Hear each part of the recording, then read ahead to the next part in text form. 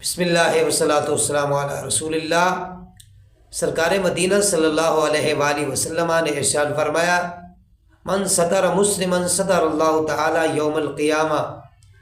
کریم آقا صلی اللہ علیہ وآلہ وسلم نے فرمایا کہ جو کسی مومن کے عیب پر پردہ ڈالے گا، اللہ تبارک و تعالی کل قیامت کے دن اس کے عیبوں پر پردہ ڈال دے گا۔ تو اس لیے اگر کسی کو کسی کی کوئی بات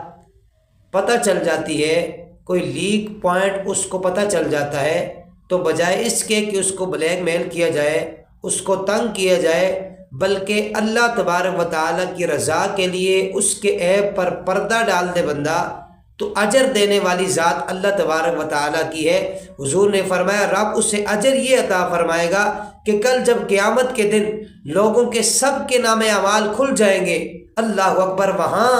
1.25 لاکھ انبیاء ہوں گے، وہاں آدم سے لے کر قیامت تک ساری مخلوق وہاں موجود ہوگی، لیکن وہاں پر اللہ تبارک و تعالیٰ جو کسی مومن کے عیب پر دنیا کے اندر پردہ ڈال دے گا، تو وہاں اس معاشر کے میدان میں اللہ تبارک و تعالیٰ اس کو رسوا نہیں کرے گا، بلکہ رب مالک اور خالق ہو کر اس کے عیبوں پر پردہ ڈال دے گا۔ اللہ تبارک و تعالیٰ ہمیں سمجھ اور عمل کی توفیق نصیب فرمائے۔